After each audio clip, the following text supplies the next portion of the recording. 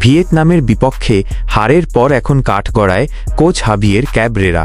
Football পাগল সমর্থকদের মনে এখন একটাই প্রশ্ন, সিন্ডিকেট কোচের জেদের কাছেই কি হেরে যাবে পুরো বাংলাদেশ? একাদশ নির্বাচনে চরম নাটকীয়তা। বিশ্বনাথ দলে থাকা সত্ত্বেও কেন ছাদউদ্দিন একাদশে? হামজা চৌধুরীর মতো সুপারস্টার মিডফিল্ডার যখন মাঝমাঠ সামলাচ্ছেন, তখন সোহেলরা কি আসলেই তার যোগ্য সঙ্গী? সবচেয়ে বড় রহস্য, দলের প্রাণভোমরা জামাল ভুঁইয়া আজও কেন সাইড বেঞ্চে? পজিশন আর কৌশলে লেজে গোবরে। ফাহমিদুলকে তার চেনা লেফট উইং বদলে রাইট উইংয়ে খেলানো আর মুরসালিনের মতো ইনফর্ম খেলোয়াড়কে মাঠের বাইরে রাখা, ক্যাবরেরার এসব সিদ্ধান্ত কি শুধুই কৌশল, নাকি হার নিশ্চিত করার ছক? যেখানে প্রতিপক্ষ শক্তিশালী, সেখানে বাড়তি ডিফেন্ডার না নিয়ে 4-3-3 ফরমেশনে খেলা কি বিলাসিতা ছিল না?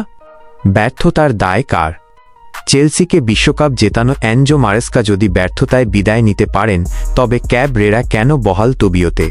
অভিজ্ঞ সুজনকে বসিয়ে রেখে অনভিজ্ঞ শ্রাবণের ওপর অতি নির্ভরতা কি সমর্থকদের স্বপ্ন নিয়ে ছিনিমিনি খেলা নয়? শেষ কথা, র্যাঙ্কিংয়ে এগিয়ে যাওয়ার সুযোগ বারবার আসে না, অথচ কোচের ভুল, একাদশ আর জেদের কারণে সেই সুযোগ আজ হাতছাড়া। দেশের ফুটবল সমর্থকরা কি এভাবেই এক ক্যাবরেরার কাছে বারবার হেরে যাবে? প্রশ্ন থাকলো আপনাদের কাছে। মন্তব্য প্রকাশ করুন, কারা কারা এই কোচের পক্ষে আর কারা বিপক্ষে।